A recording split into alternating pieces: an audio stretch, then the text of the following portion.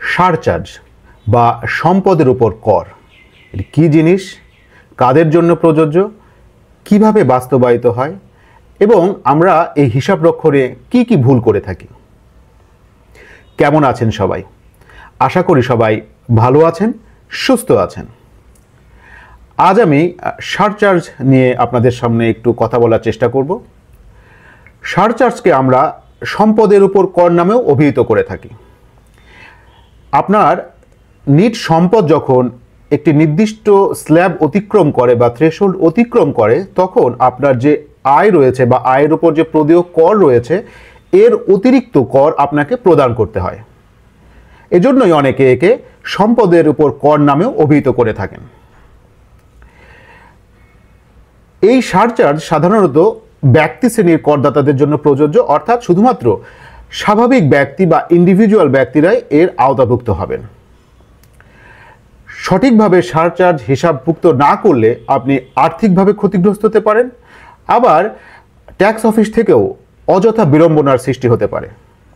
তাই এ সম্পর্কিত পূর্ণাঙ্গ জ্ঞান থাকা আমাদের জরুরি, বিশেষত যারা নিজের ট্যাক্স রিটার্ন নিজে করেন অথবা যারা নতুন করে আয়কর পেশায় সংযুক্ত হতে চাচ্ছেন, তাদের জন্যও এই ভিডিওটি খুবই এফেক্টিভ হবে বলে আমি মনে করি। আমি আপনাদের আমার কম্পিউটার স্ক্রিনে দেখে এখন নিয়ে যেতে চাচ্ছি, যেখানে আপনারা জিনিসটা সহজে ক্যালকুলেশনটা যাতে আমি বোঝাতে পারি এবং আপনারাও আমার সাথে সাথে বিষয়টি নিয়ে সহজে একটি ক্লিয়ার আইডিয়া পেতে পারেন। তো চলুন আমরা কম্পিউটারের স্ক্রিনের দিকে যাই। আমরা 1 জুলাই 2026 তারিখে আরোধ্য কর বৎসরের জন্য আয়করের হার, এটি অর্থ অধ্যাদেশ 2025 এর ধারা 136 দেখছি, যেখানে তফসিল 2 বলা আছে। আমরা যদি সারচার্জের দিকে যাই, দ্বিতীয় অংশে সারচার্জের হার উল্লেখ করা আছে।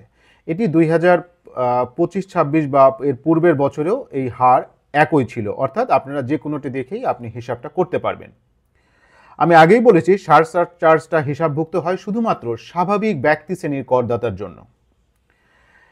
এক্ষেত্রে দেখেন আপনাদের এখানে বলা আছে, স্বাভাবিক ব্যক্তি করদাতার ক্ষেত্রে আয়কর আইন 2023 সালের 12 নম্বর আয়ের ধারা 167 অনুযায়ী পরিসম্পদ ও দায়ের বিবরণীতে প্রদর্শিত নিম্নবর্ণিত সম্পদের ভিত্তিতে করযোগ্য আয়ের ওপর তফসিল 2 এর অনুচ্ছেদ ক এ উল্লেখিত কর হার প্রয়োগ করিয়া পরিগণিত অঙ্কের ওপর নিম্নরূপে সারচার্জ প্রদেয় হইবে।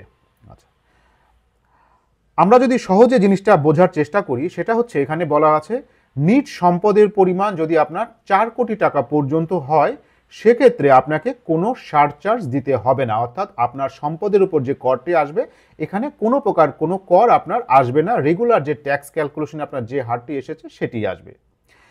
নিট সম্পদ বলতে আপনি কি বুঝবেন? নিট সম্পদ বলতে আপনার যে ইনকাম ট্যাক্স রিটার্নটি আপনি সাবমিট করছেন, সেখানে দেখবেন আপনার সম্পদ এবং দায়ের বিবরণী রয়েছে। এই সম্পদ এবং দায়ের বিবরণীর যে পার্থক্য, অর্থাৎ সম্পদ থেকে আপনি দায় বাদ দেওয়ার পর যে আপনার নিট সম্পত্তি থাকবে, সেটি হচ্ছে আপনার নিট পরিসম্পদ।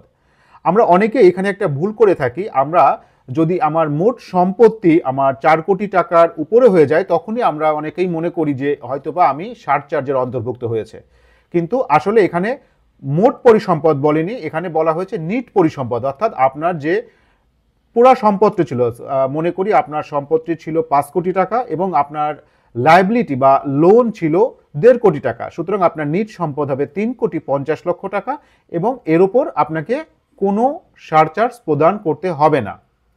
কিন্তু আপনার 4 কোটি টাকার উপরে যদি নিট পরিসম্পদ থাকে তাহলে কি হবে? এখানে বলা আছে 4 কোটি থেকে 10 কোটির মধ্যে আপনার সম্পদ যদি থাকে বা আপনার যদি মোটর গাড়ি থাকে অথবা 8,000 বর্গফুটের অধিক আয়তনের গৃহ সম্পত্তি থাকে, সেক্ষেত্রে আপনি 10% হারে কর দিবেন। এখানে 2টি বিষয় লক্ষণীয়। এখানে বলা হয়েছে 10% হারে কর দিবেন। এখন আপনি কোন টাকাটার উপরে 10% হারে কর ক্যালকুলেশন করবেন?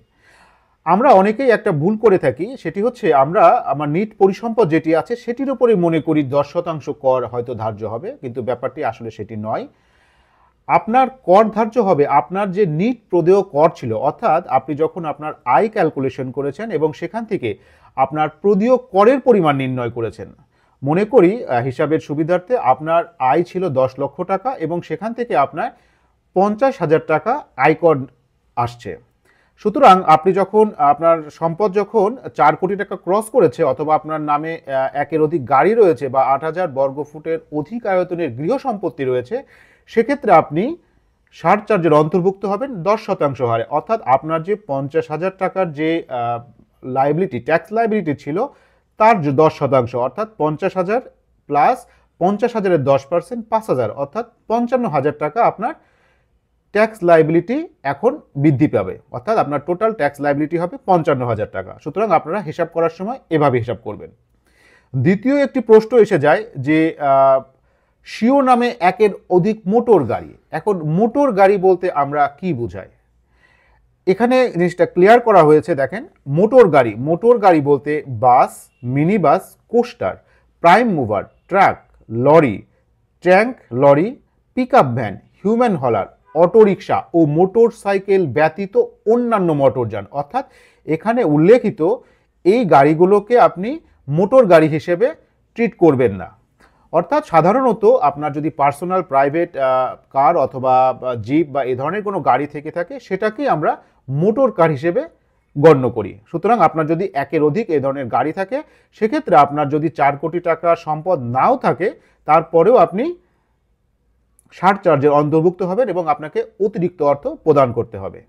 একইভাবে আপনার যদি 10 কোটি থেকে 20 কোটি টাকার নিচে আপনার পরিসম্পদ থাকে, সেক্ষেত্রে 20%, 20 থেকে 50 কোটি পর্যন্ত 30% এবং 50 কোটির অধিক হলে সেক্ষেত্রে আপনাকে নিট প্রদেয় করের, আমি আবারও বলছি, নিট প্রদেয় করের 35% অতিরিক্ত কর আপনাকে প্রদান করতে হবে।